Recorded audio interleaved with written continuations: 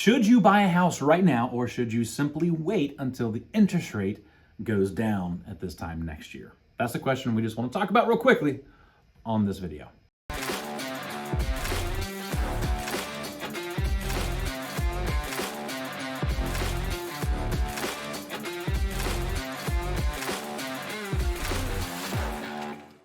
If you're hanging with me, I applaud you, because I believe either you are asking that question or you're giving advice to others about that question. So I want to equip you today with two equations: an equation that has something to do about mortgage rates, an equation that has something to do with appreciation, to help you answer that question the same way I answer that question. So here's what I mean by that. You want to make sure you get the best deal on a house, right? You want to be a good steward of your money. Yes, 100%. I agree. You want to buy smart, you want to buy wisely.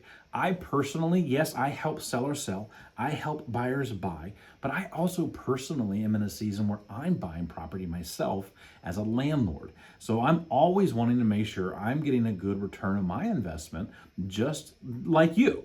So this is the way I think about homes that I buy, that I want you to be thinking about as well. So let's talk about, first and foremost, the mortgage rate equation. What is that equation that you should know? And that's this, pretty simple. Every 1% the interest rate goes down, it decreases your mortgage rate by 10%. That's the equation, pretty simple. So let's take a quick case study.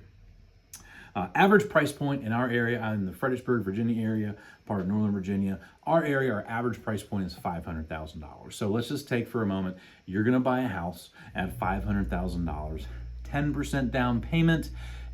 Interest rates right now are kind of in that mid 6.5. And so your mortgage payment is gonna be about $3,500 if you were to buy a house right now.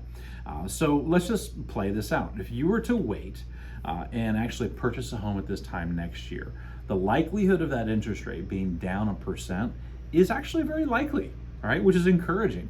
We have the Fed's meeting here in September, and we're getting whiffs in the air that they are going to lower it, actually, for the first time, a basis point. I mean, that's only maybe 0.25%, but you imagine that happens, over the next year, we should be on a good place. So if you were to wait a year to be able to purchase, your mortgage payment is now going to be 10% lower, right? So that means you're going to save about $350 a month by simply waiting and getting a lower interest rate.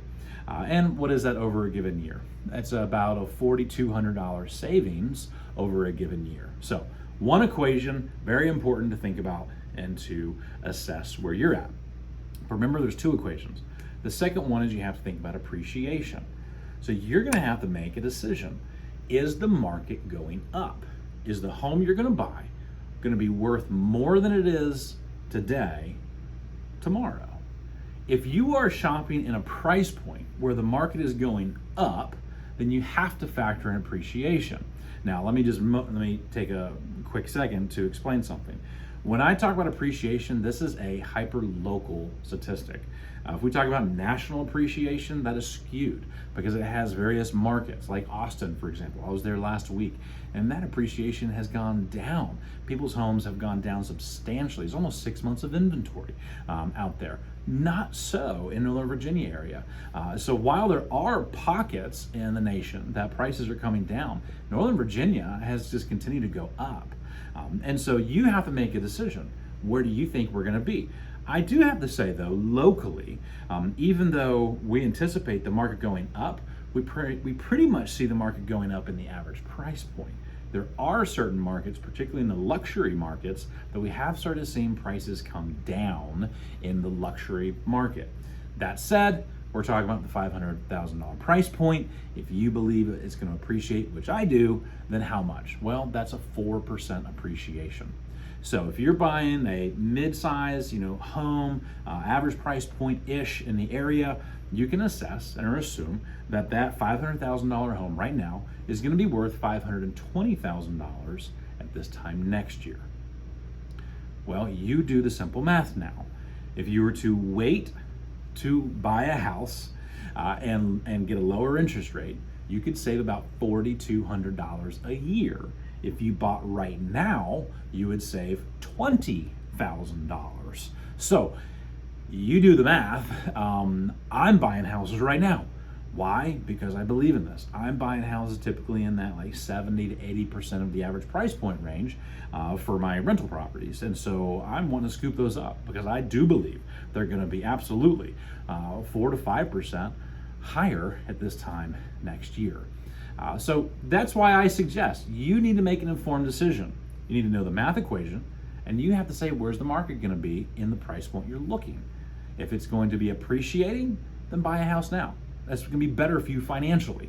And then, yes, you can refinance down the road in a year or two when the interest rates go down. But you're not doing it simply for the refinancing. You're doing it because you're saving $20,000 right away, which is a lot better than $4,200 at this time next year. I hope this was helpful. You probably didn't plan to come to a math class today, though real estate is a game of numbers. And so, yes, it's home, its memories are made, and it's numbers.